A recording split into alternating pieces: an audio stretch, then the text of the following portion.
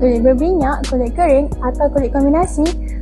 Yang mana satu jenis kulit muka anda? Atau selama ni anda tak pernah kaji pun? Penting ke untuk tahu jenis kulit kita? Mestilah penting. Bila anda tahu jenis kulit anda, jadi senanglah untuk anda pilih skincare yang tepat. Pertama, skin yang normal atau eudermic merujuk kepada kulit yang seimbang. Kalau anda berkulit normal, liang roma anda halus, mempunyai tekstur kulit yang lembut serta mempunyai tona kulit yang sekata.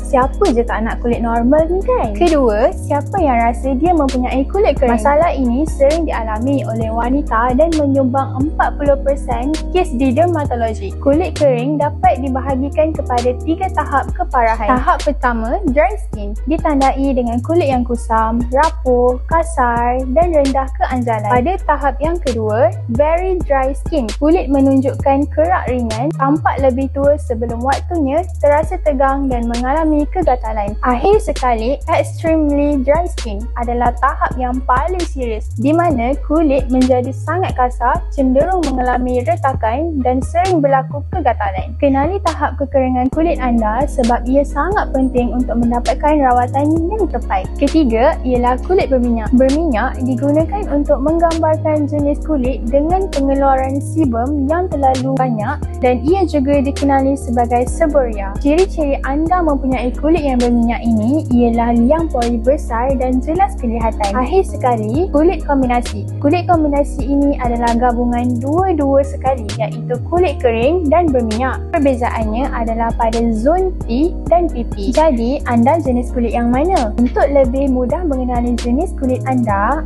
boleh datang ke Vitara Medispa untuk mendapatkan sesi konsultasi dan face scan analisis dari pakar kecantikan kami secara percuma.